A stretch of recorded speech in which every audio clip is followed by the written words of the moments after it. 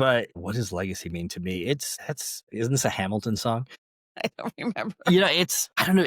It feels easy to think about it. I think it's harder to articulate. Yes, you can certainly say your legacy is what you leave behind, but I like to think of it more as what you've set in place to live on after you. Hmm.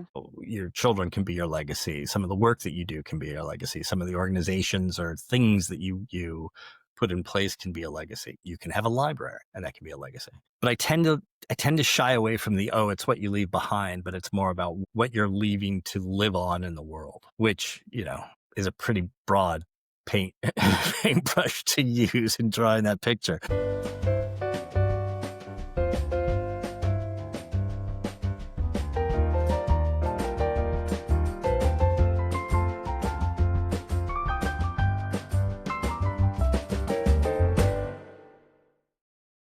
Welcome back to It's Good to Catch Up.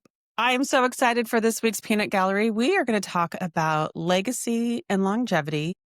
I am one of your hosts, Jen, joined by my longtime mentor, Mr. John here. Hi, I'm John. You're John. Yeah, I know. It's funny. We didn't really get into how we knew each other, but I thought, oh, how funny. All the things this week actually tackle us working together 25 years ago Yes, let's talk origin story, shall we? when you were this amazing young executive and I was green and learning everything in corporate America. But we haven't talked since Halloween. How have you been? Good. Well, except for the dental emergency last week, but that worked Yeah, out just fine. I But have to have a dentist remember, soon. kids, take care of your teeth, or they will take care of you, and not in a good way. No, they are not. They are not nice. So much has been going on, though. We were talking offline about the Rock and Roll Hall of Fame, which Hmm. happened, but the shutdown ended. Yeah, it's been a whirlwind. You had the Tuesday vote, you had the battle for the shutdown, you had the shutdown end, you had the Rock and Roll Hall of Fame.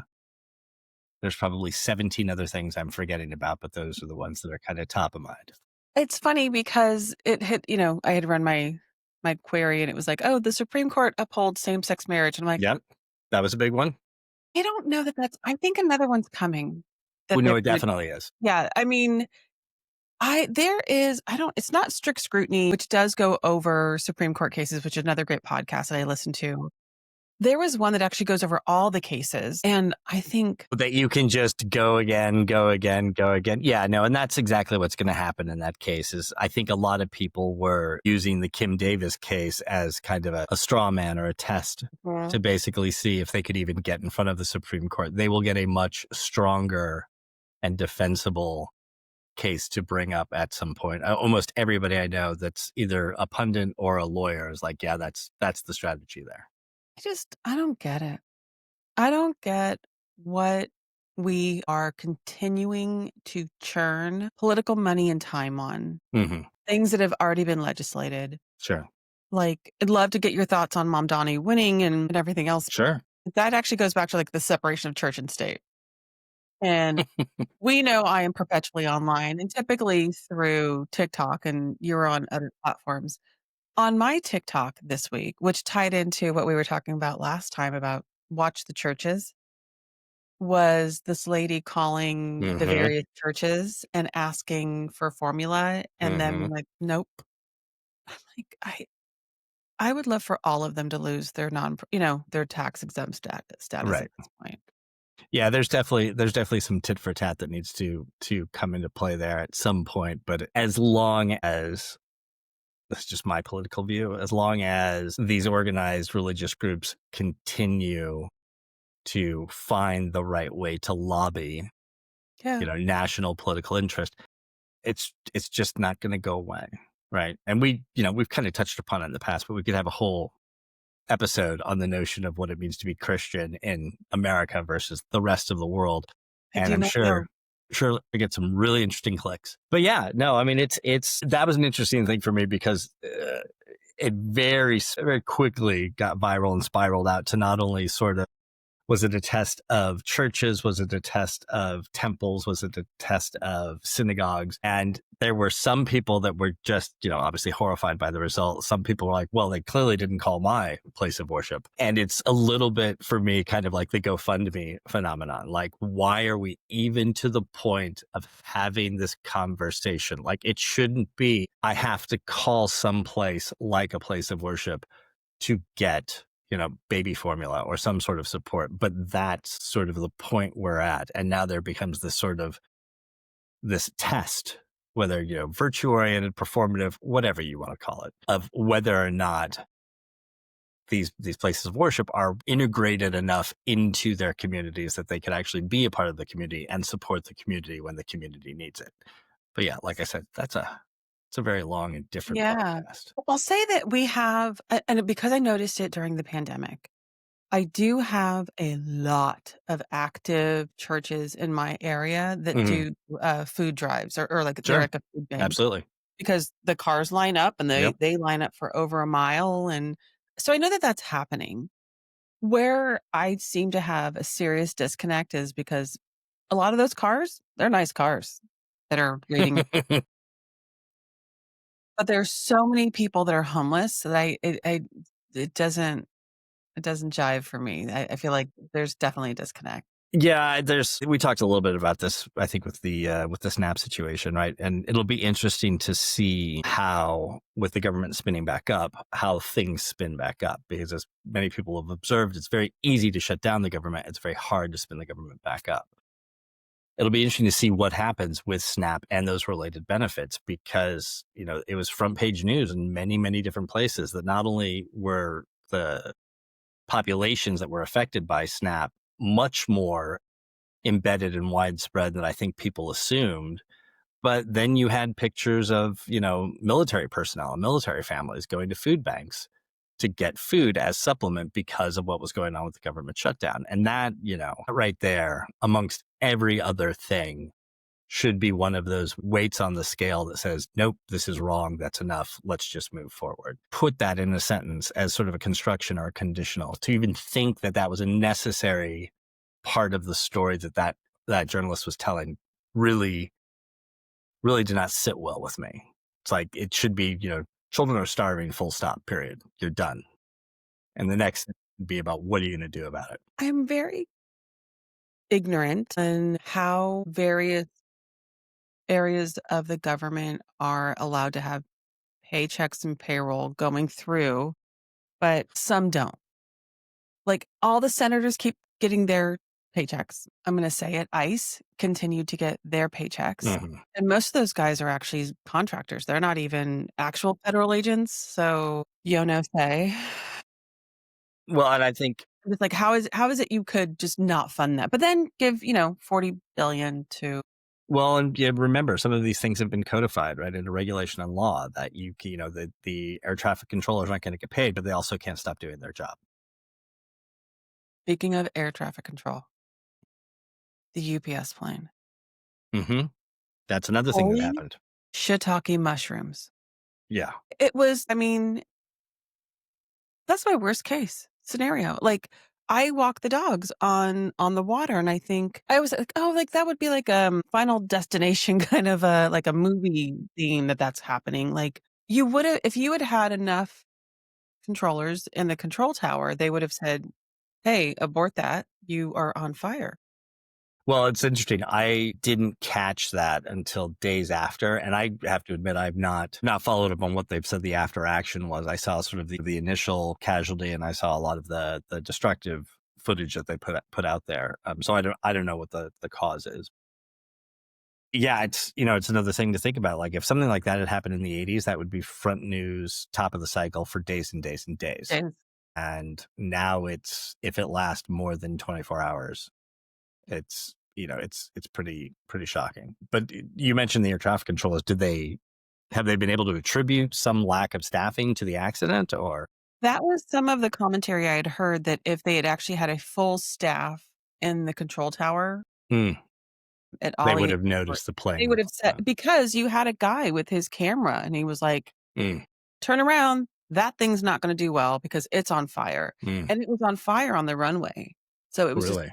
big ball on the runway, and then I think it Yeah. fell off, but I am not an investigator, so I mean, I play one on TV, but I was on a jury trial once where our lead foreperson, that was her job. She was an NTSB, like, major event investigator. She had some stories. I just like, you're right though, because you think, what's gonna happen to that area? Mhm. What's the chemicals in the air in that area? I just think of like even a few years ago when it happened in Palestine, I think was it Pennsylvania or Right. The train Ohio? train wreck? Like, I wouldn't wanna live there. Like, I would be like, "I don't trust the water." But shout out to everybody getting through that. Yeah. Um, David Beckham was knighted and Dick Cheney passed away. Yeah, vaguely interested in the first, don't really care about the second. Well, I'm thinking of Cheney, Mr. The architect of war, and I'm also thinking of New York because he was pivotal in the shenanigans there. But Mr. Mamdani won in New York. Yes, And then you have a new mayor up in Seattle too that won, correct? we do. I think as of yesterday, it was officially declared, and the previous mayor conceded, and it was close, like under 2,000 votes, I think, when last I saw. But it was also very interesting because um, our mayor was the incumbent. He was fairly centrist, well regarded by a bunch of different parties, both from the perspective of sort of business and commerce in the city as well as citizens. But the woman who now is mayor elect really kind of came up through the ranks, was very much a grassroots effort, seemed to be a lot more in touch with what I'd consider more, street level conversations and values that were going on. When the election first happened, it looked like the incumbent was going to stay in, but the votes kept pouring in, and then it flipped 3 or 4 days ago, and boom, there it is. So it'll be interesting to see. It really will Yeah, be. not necessarily a referendum, but a No, change. but definitely a change of mind, right? Yeah. And given what happened on Tuesday, it's an interesting continuation of what seems to be a pretty strong trend in Middle East blue politics. And I've made no secret of it. I think Mamdani was due, and I thought he was going to win, and I think he's a really interesting candidate, and I say that as somebody that's lived in the New York area before and seen it at both kind of its highs and its lows. And I think he's the right guy for now. And for those people that are freaking out, I think they need to sit down. They really need to think about why they're freaking out, because there's nothing on his agenda that is unrecognizable as a workable political stance in the US. Now, whether it's feasible, Mhm, that's a different conversation. But mhm. for those folks that are like, it's unrealistic or it's pie in the sky or, something more slanderous I won't even go into, I kind of feel like that's a failure of imagination. Like there's some problems out there that need some new approaches and some new conversations. I think people are more bent out of shape, and probably rightly so, especially if you're a big fan of the status quo, is the number of people from well-moneyed positions that donated against his campaign that just flat out chose the wrong the wrong horse in this race. I mean, You know the what? amount of money that was arrayed against him is stunning. Keep that money coming. Go Yeah, donate it now to the transit system, so now it could right. be free. That's actually one of the ideas I was thinking of when he was talking about free transit. I believe I have to double check. I'll fact check this one. I believe that transit in, like, Phoenix and Tempe is no charge or something, but Yeah, it's not a new model. There are other urban and suburban areas that do it, and they do it because it's a good enabler of getting people from, home to work or home to a community or home to a service. Mhm. And it clearly is not it's not a radical proposition. I was thinking you could sell sponsor like, all the ads that you have in the buses, like, all On of the those sides of the things, buses. Yeah, sure. like, they were just talking about I think they have, like, 23 firms that have just what's the word I'm looking for? That they basically reinvested and, they're looking to Right. build out their branding. Yeah. Great. Make that a part of the program. Yeah. Like, that would be wonderful. So, anywho, gonna move it along here. I wanted to do, circling back. on Yeah. last one. We were talking about fungibility. It's very funny you should say that. I was just having a conversation with a friend of mine today. Okay. Right. So you had mentioned that word. I said put a pin in it because I wanted to come back to it. And the reason why is because when we last talked about it, it had just popped up in Microsoft's earnings call. Yeah. And a lot of people took note that like the word fungible appeared like 8 or 10 times. And if you'd gone back to previous earning calls, it was not a word that was used a lot. And if you look at the definition of fungibility and what it means and how it's, used in an investment sense, it felt very much like Microsoft was coming out to say, hey, we're spending even more CapEx and more investment in, AI related data centers and the infrastructure that's necessary. The implication is it's not just for that, like because it's fungible, it's resource or asset or infrastructure that can be used for other things as well. So it felt a little bit like a hedge. Like, yeah, we're spending a lot of money on AI and data centers, but that's not the only thing that it can be used for. We might be able to leverage it for other things here, there, and everywhere, which, I think is a little bit them trying to call their shot. And especially for the rest of their competitors in the space to say, we are spending so much money, data center related infrastructure and the resources that power it. Please believe in what we're doing. Please continue to support the stock. And oddly enough, they posted great results, fantastic period for the company. But because of that notion of, are you spending too much in these areas? They didn't see the bumps that they were expecting. And so all of their competitors were suddenly like, wow, are we going to be in a similar position? So that notion of fungibility, when you mentioned it, was really like, wow, that's the word of the week. And it'll be interesting to see how it carries forward. So I was introduced to that word. Shout out Raj Sundaresan, who is the CEO of Altimetric. He was my former Right, leader right, in right. Yeah. Visa. He was amazing. And we were always in this predicament of the workforce transformation. Did you have too many contractors? Did you have these folks? And then we Mm, were like really looking at, you'd have to go, this is back when we were building out what is now Apple Pay.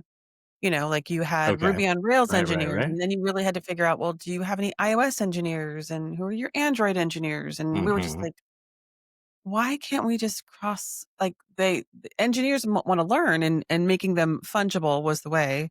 I Right. did have a real jerk of a guy at Salesforce who didn't like the fact that he didn't know that word, and he was like, "Oh, I don't get it," and he called me, he was like, "You don't have to use big words," and I was like, "I'm just using the appropriate word of." My goodness. But with the fungibility of Microsoft, I think what they're saying is you see it as an expense today, but it's really an investment. Yeah. Right. And that's, it's certainly an argument that can be made.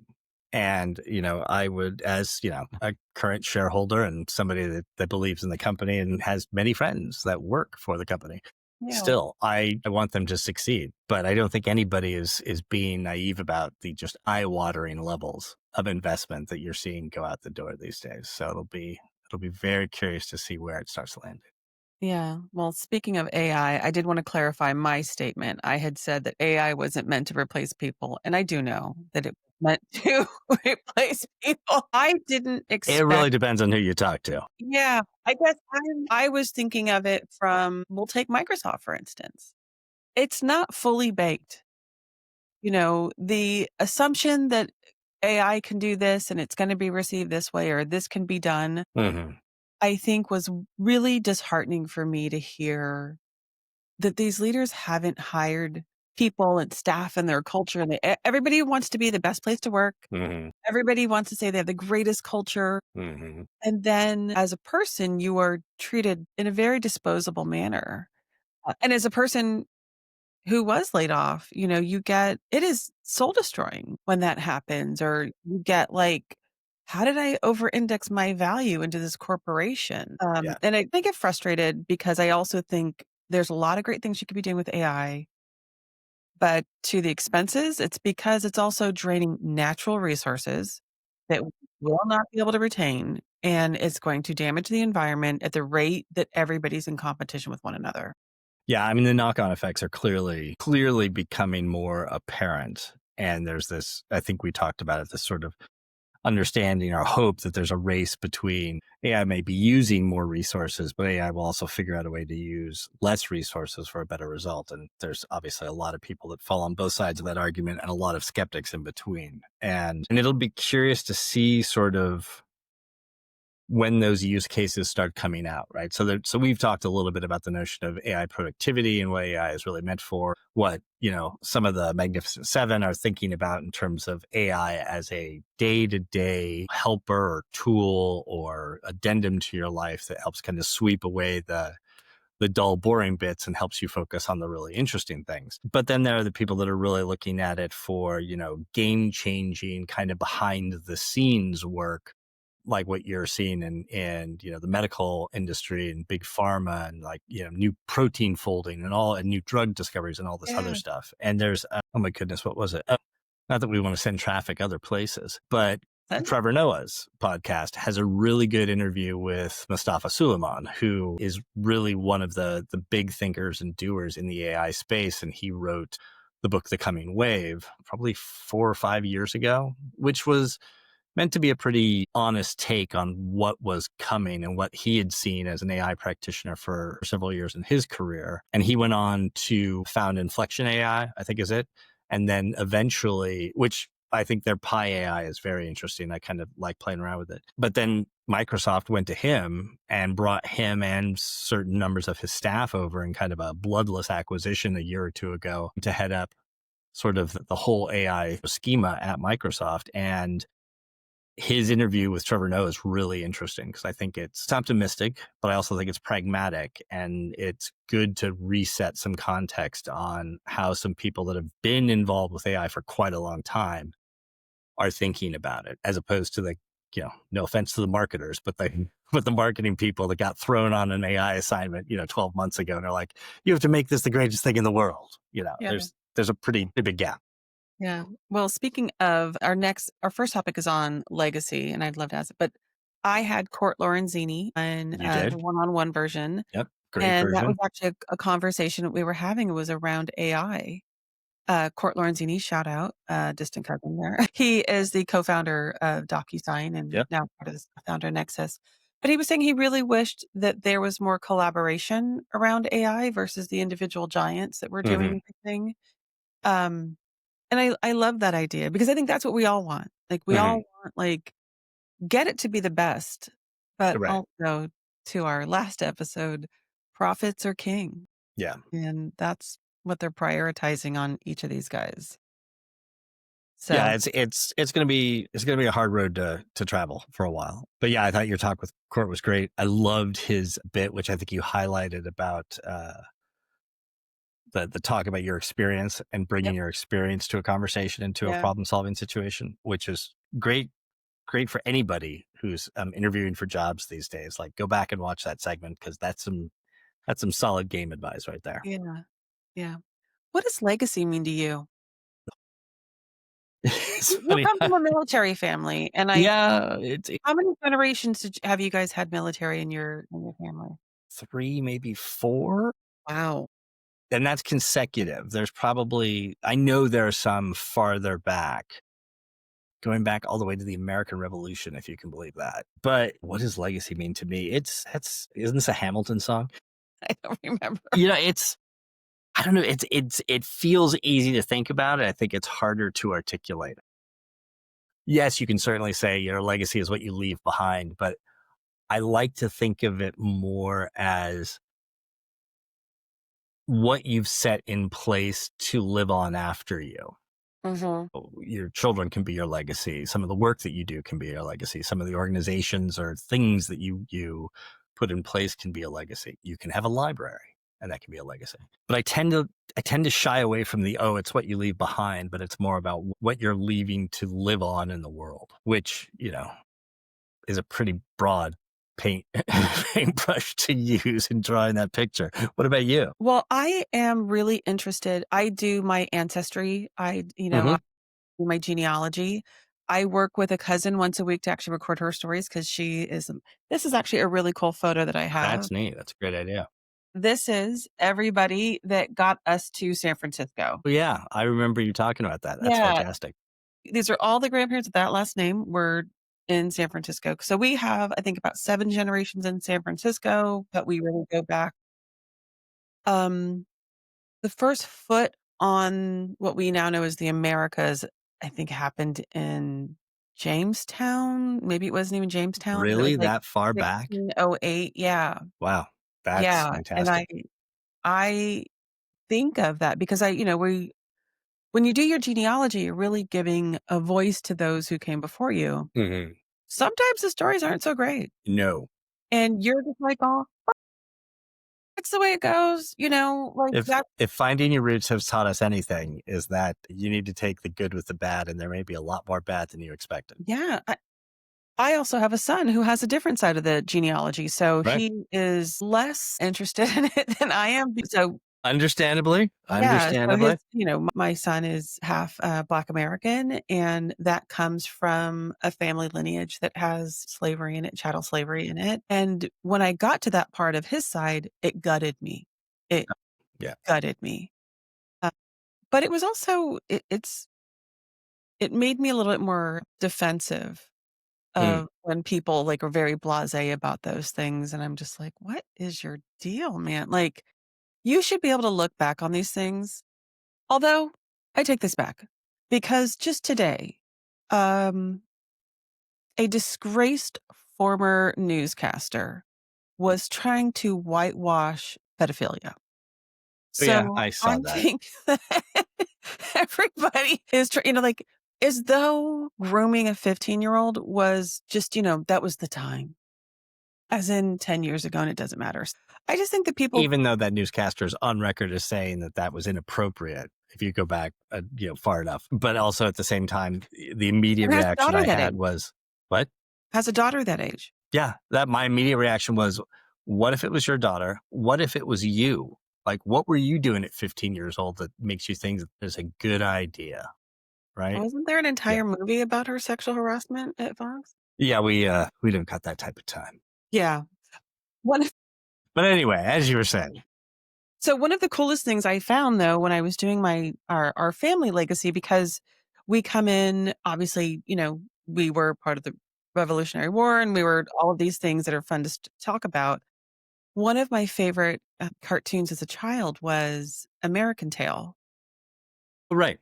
with Bible the Fievel Mouch. Mouskowitz. Yeah, Fievel Mouskowitz, and, to find out that my great-grandma after Jenny. Her name was Minnie. Mhm. She came from Łódź, in Right. Oh, Poland, yeah, remember you telling me that, yeah. and her last name was Moskowitz, and that was the name of the family, and I was like, It's "Oh, an that's so." immediate connection right I there. was like, "Yay, I got my own mini Moskowitz." I love it. But we don't have I think currently my family is not really partaking in the fact that we have a large, beautiful, healthy family. Mm, I think that we've kind of, dispersed and kind of going our way. I don't know what our legacy will be in the end. I'm one of, between my 2 families, 17 grandkids, alright, and that's a that good run. yeah, yeah, yeah, we've got, and my grandfather was 1, and he gave birth, he had 4 children who now have, I think, 20 great-grandkids and 10 That's grandkids, impressive, and yeah. yeah, but we don't have, like, that, like, military service or thing. The only thing we have in common right now is California, and right now, we're not all seeing California.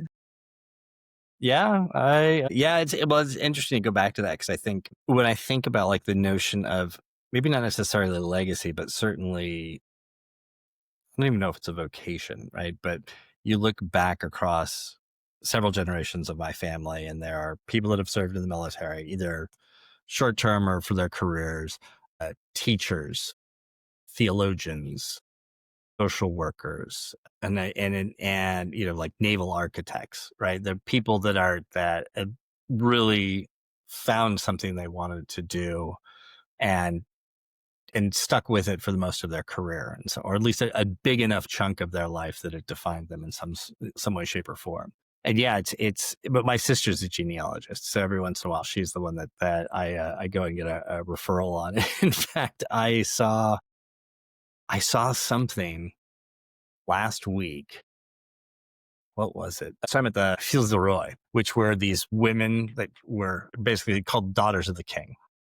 They were sent over to what is now kind of the Quebec region, French Canada, to basically marry and start families with all of the male settlers that were over there. And so the king had a dowry for each of them. You know, they knew what they were getting into, and relatively small population of women. I want to say 80, 100, maybe more. I'll have to go back and do a fact correction on this one. But incredibly important in terms of the population that eventually grew out of that region and into the rest of Canada and even into the northern parts of the US. Like we have French Canadian, blood and backgrounds and family that, came over from Quebec and settled in, the Northeast or Minnesota or what have you. So yeah, it's always, and it is interesting when you do like the 23andMe or the ancestry.com and you start to see all the lines that go back to other parts of the world and you're like, what? I mean, I our only clip we never went in through both sides of my family. We did not go through Canada. We were on the Mayflower. One but I'm always like, isn't that kind of like the QAnon of their time? Everybody was on the Mayflower. Yeah, Schoolhouse Rock kind of slided over that part a little bit, smoothed it out.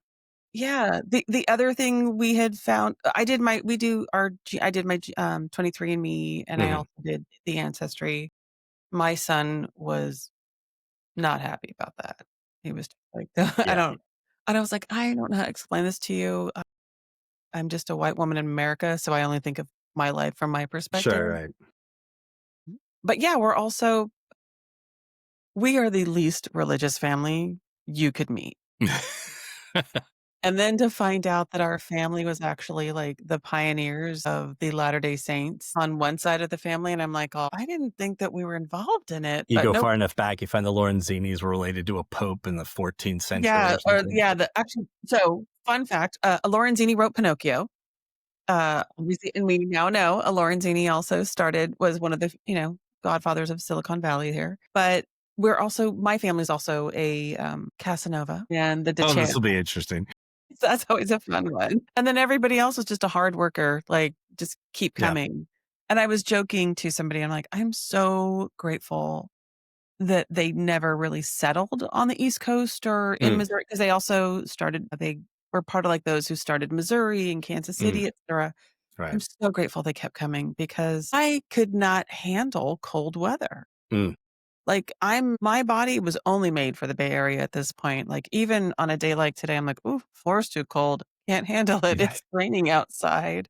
Have you done a 23andMe, or has your sister done? Yeah, yeah, no, I've got it somewhere. It's always, and it's funny too because it either helps support or debunk family legends, Hmm. right? And though I think for the most part, it put a check mark next to a lot of things we sort of already knew in terms of like location of where people were from. I don't think it reinforced it, but I think my sister dug it up somewhere that we too have a Disney property author in our background. Oh, The writer of Cinderella is a far distant French relation. So yeah, it's always, every time I hear him like, oh yeah, let's go get our Disney money. I'm really blessed because, again, knowing just being a white woman in America, I have a lot more and being from English roots, Hmm. we do have the ability to have records that can go back to the 1500s. Yeah. Yeah. That's just that's just facts. It Yeah. didn't get ruined in most of the war, but it is curious to me how I loved it. So I had one cut. So I also think of like how we all got to California because Hmm. we also had folks who just got here in like in 1910. Hmm. They came directly from Europe, and that Sure. was the Polish Jewish side and then the Italian Catholic side. But they all came for the gold rush. Yeah. I mean, and that was like the right after the Gilded Age, which sidebar, I think Great that show. that is a great show. Every cast member is just like, "Me more. I love you so much." And I always dream like, "Oh, I wonder if I came from them." I did not. I came from very, very, very, very poor Irish who came over and tried to even come in. Like I had a great great grandmother. She gave birth to 10 children, and only one made it alive. And he ended up being in an orphanage because they all, Right. died Sure. of consumption. Hey, JFK or RFK Jr. We need those. Good grief. Yeah, it's interesting. I think I'm blanking on my mom's side of my family, in when they came over, but I think it was fairly recently, like in the 1800s. And the folks that were like American Revolution are just way, way off on the tree. But my dad's side, some came over to escape the Tsar, and they were fairly recent. But then the folks on the French Canadian side obviously were here for quite a long time before they headed south. Yeah. Yeah, so it is always very interesting to sort of see not only the windows, but then try and do the math as to why they might have come over, like what was pushing them out or what was pulling them in. Especially in the case of, California and any of the gold rush spots, right, in North America. You see these incredibly, diverse but rapidly aggregating, populations, come rushing in on that. Have you ever seen Deadwood? It Yeah. was on HBO like 20 years ago. That Yeah. whole notion of You like, know what? I lied. Have not seen it. oh, I know about it. Have not seen definitely, it. definitely worth watching. I'm not sure Okay. how I missed it the Yeah, okay. first time, but it's one of the biggest gold rush, maybe the biggest gold rush in American history. And, everybody and their mom came flocking to this little town in the middle of nowhere.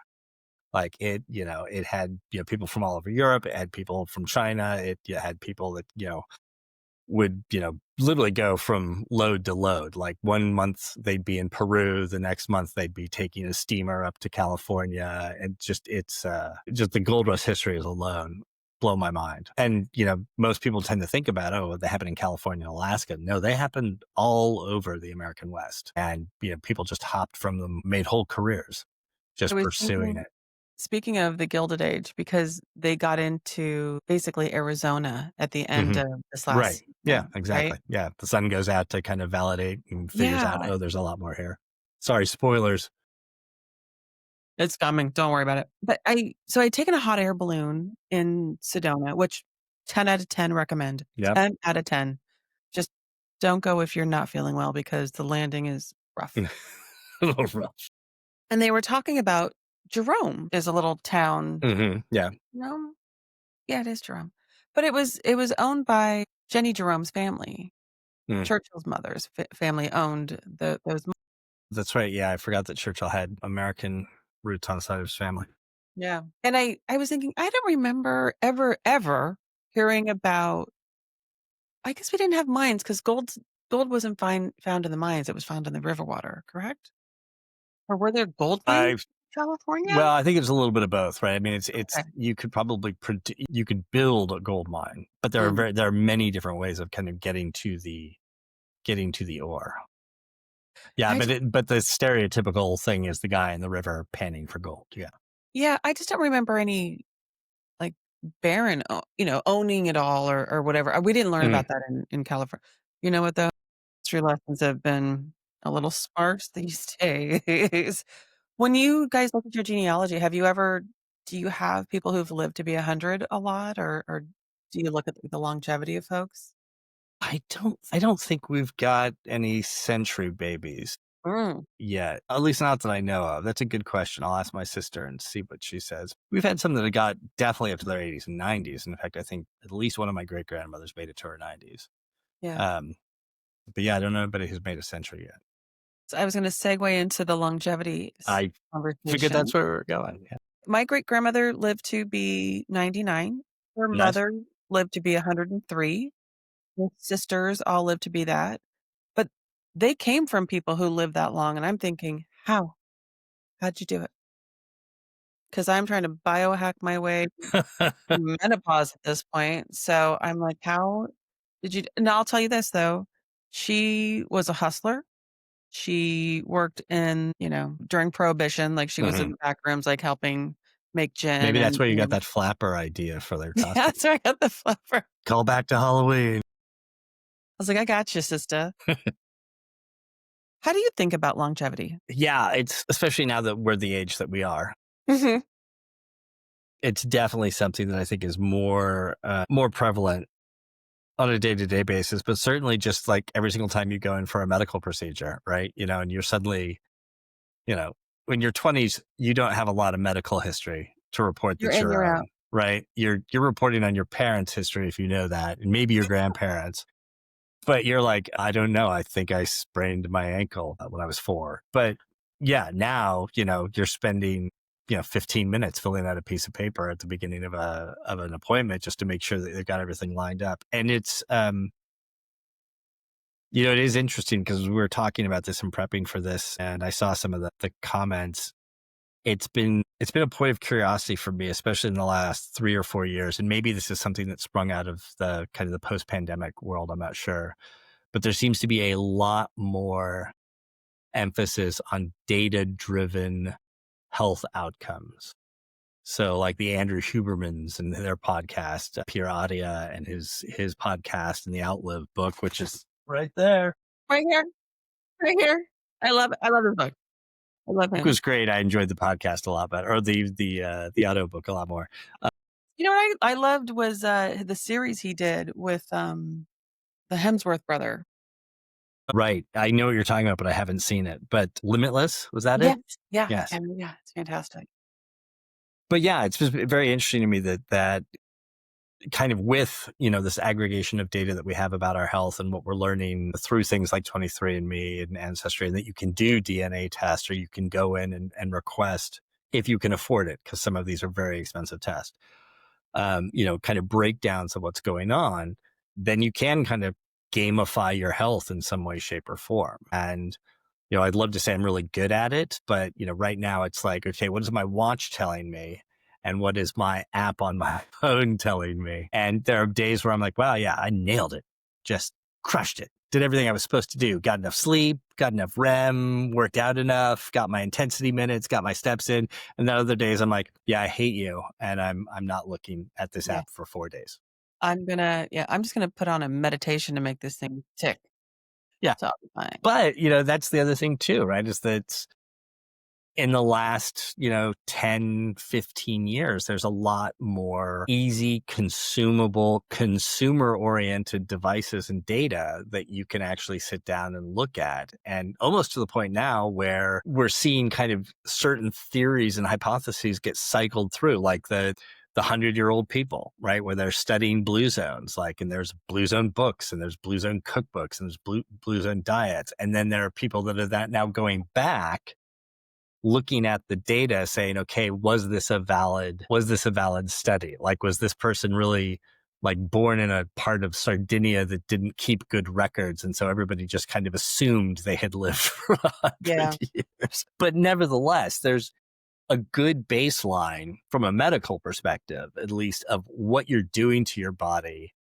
that's both good and bad, to the point where we have really kind of exploded into not only a sort of, science and flim-flammery, but there's unfortunately, a really robust body of pseudoscience where people are trying to figure out, if I take, 1,400 grams of ashwagandha today, am I going to, give myself an extra 7 hours of life or something like that? I'm just Yeah. trying to avoid the hot flash. Yeah. For me, it's, all right, can I actually, get through an entire mobility workout and feel like I haven't ruined my chances of being able to walk upstairs for. Oh, do you, like, have, like, a daily routine for yourself? I do, but once again, something that came out of, the pandemic. Like before the pandemic, and especially, when I was in college and ROTC, and it's like your 20s and 30s, you're doing your best to kind of stay fit because A, you want to, B, you suddenly have kids and you need to, and then your 40s and 50s become a negotiation. But, also I think it's, you get to your 50s and you look at your parents when they were 50 and you see some of the problems that they were having and you're like, what do I need to do about that? Do I want to go down that path or do I want to pick a different direction? And yeah, so it's funny. We started toying around with a bunch of different little apps, either workout apps or, walking apps or whatnot. And we actually landed on Ladder. So I've been using Ladder for probably about a year, maybe a little bit longer now. LADR?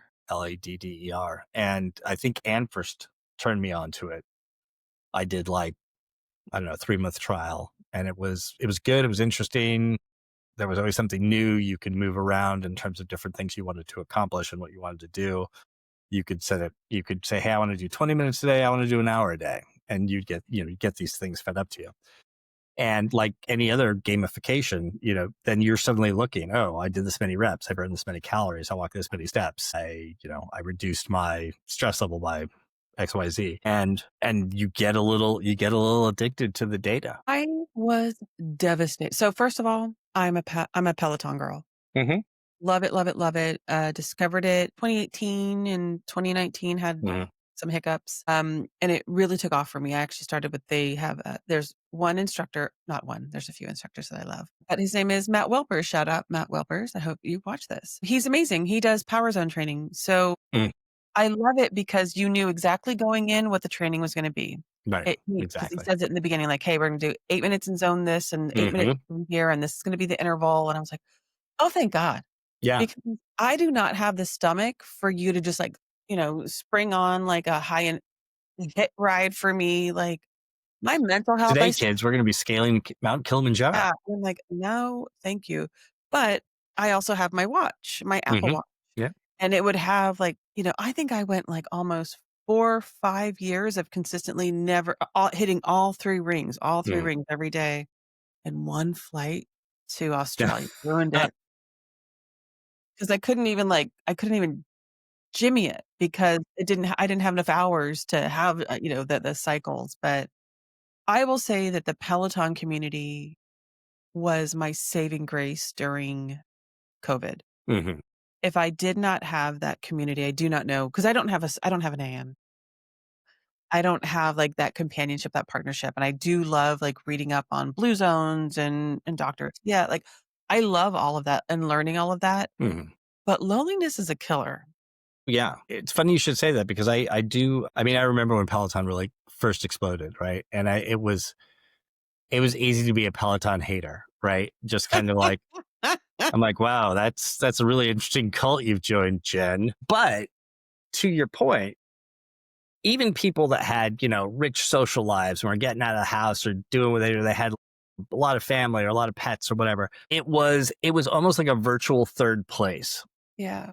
It was something new. There was some novelty there. But to your point, there was community and communication. And by communication, I mean expectations were set up front and they weren't unrealistic, right? And that's the other thing that I like about the app that I use. Shout out Team Movewell and Coach Nicole. In front of every single workout, there's, the coach is out there saying, here's what we're going to do today.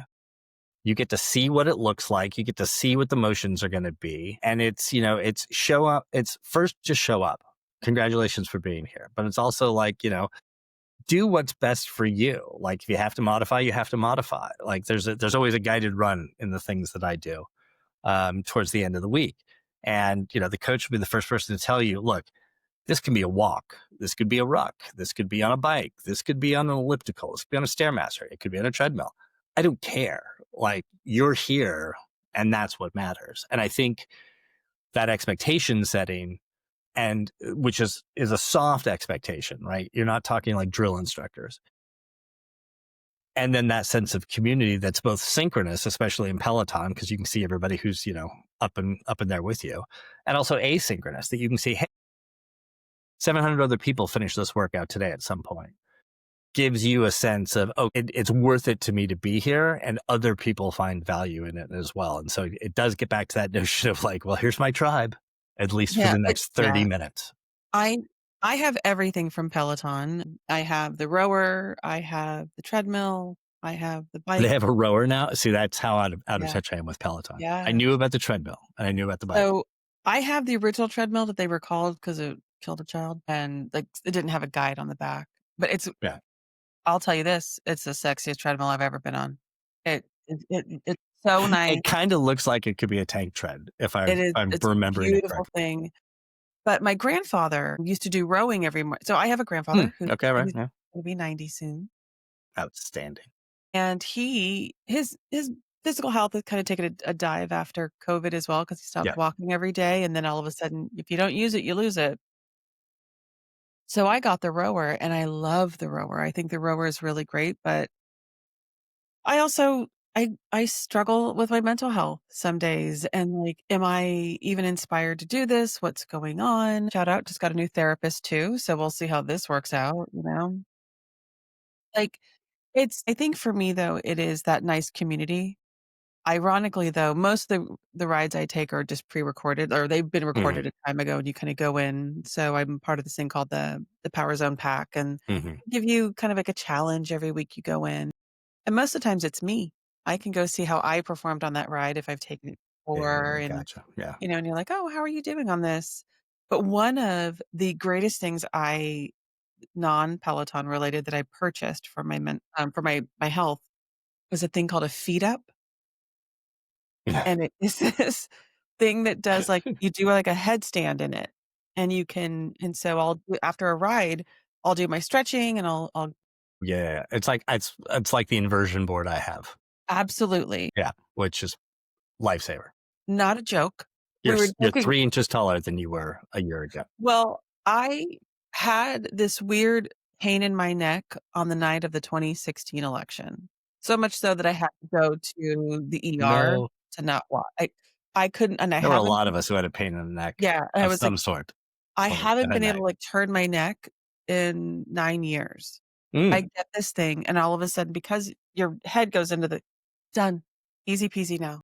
yeah. Well, that's the reason actually I got the inversion board was, I was having some, like, lower back and leg problems, and my PT he was great. He's half a mile down the road. Could take care of me in a heartbeat, but at some point, he's like, "I think this is the problem. Have you thought about an inversion board?"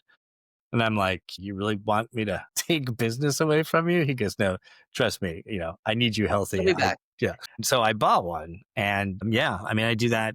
If I do that, 5 minutes a day on a good day, maybe 2 or 3 times for 5 minutes on a bad day, it's a game changer. Like it literally just resets my entire day.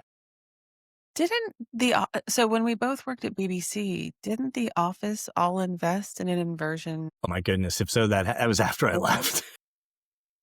Remember Linda was and I remember, like, there was, like, a stink eye because I was like, "I don't have the money to invest, guys. I'm a single mom. I don't have it to give you." Yeah, no, that must have been after I left. No, it was But yeah, those things I used to look at them as torture devices, and I love it. Like I'll fall asleep on it. I've actually gone out at about not a full 90, probably about a 70 or 80 degree, and I can fall asleep.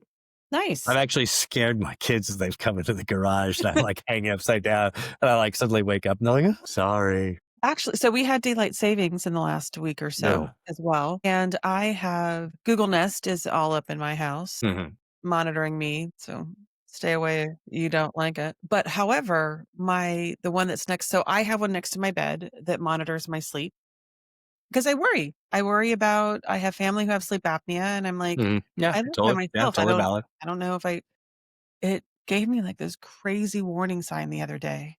It's like, "You're going to bed too early."